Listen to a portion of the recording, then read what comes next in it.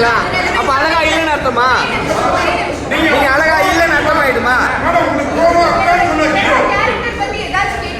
ஏங்க நீங்க 96 நல்லா பண்ணிருக்கீங்க சொல்லும்போது ரசிச்சீங்கல்ல, நீங்க மியூசிக் நல்லா பண்ணும்போது ரசிக்கிறீங்க, உங்களை பத்தி சொல்றாங்க.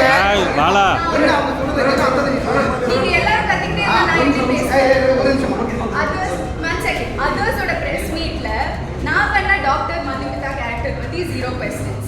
நான் பண்ண பிளாட்டுக்கு எவ்வளவு நான் கேரக்டருக்கு என்ன பண்ணிருக்கேன் அதெல்லாம் தெரிய வேணாம். சாருக்கு என் வெயிட் தான் தெரியும்.